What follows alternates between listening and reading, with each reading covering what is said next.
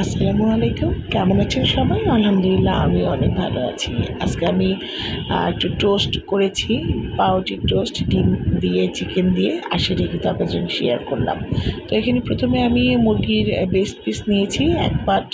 ওটা ছোটো, ছোটো টুকরো করে এর ভিতরে আমি আদা, রসুন, সয়া সস, টমেটো সস, গোলমরিচ, লবণ, লাল মরিচের গুঁড়া এটা দিয়ে এই যে সুন্দর করে আমি চিকেনটাকে একটু ভালো করে সিদ্ধ করে নিচ্ছি।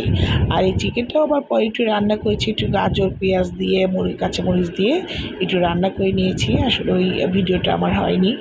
আমি ভেবেছি আমার ভিডিওটা হয়েছে, কিন্তু পরে দেখি ভিডিওটা হয়নি। তো যাই হোক, কোনো ব্যাপার না। অন্য একদিন দেখিয়ে দেবো।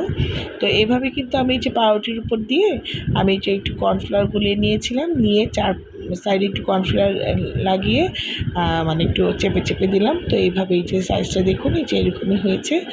আর দুটো ডিম গলিয়ে ওর ভিতরে ডিমের ভিতরে একটু সাঁতরে নিয়ে আমি কিন্তু যে তেলের ভিতরে দিয়ে দিলাম। হ্যাঁ, তো এটা আমি একটু গোল্ডেন করে একটু ভেজে নিব। ভেজে নিয়ে আমি এটা উঠিয়ে নেব। ব্যাস, এর ভিতরে আর কিছুই দেওয়ার নেই। এখন শুধু ভাজাভাজির কাজ। তো ঝটপট কিন্তু এই নাস্তাটা হয়ে যায়। বিকেলে আমরা চায়ের সঙ্গেও খেতে পারি।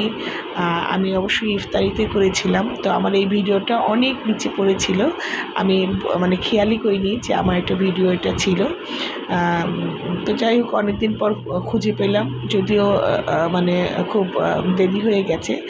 তো অসুবিধে নেই, শুধু যে আমরা ইফতারিতে খাবো তা তো না। এটা তো আমরা মানে চা দিয়ে খেতে পারি, আবার বাচ্চাদের টিফিনে এটাও দিয়ে থাকি। তো যাই হোক, আমার এই রেসিপিটা যদি আপনাদের ভালো লেগে থাকে অবশ্যই লাইক, কমেন্ট, শেয়ার করবেন। আর এই যে দেখুন, আমার কিন্তু সব ভাজা হয়ে গেছে। তো এইভাবেই কিন্তু আমি ভেজে নিয়েছি। আমার জন্য বেশি বেশি দোয়া করবেন। আল্লাহ হাফেজ।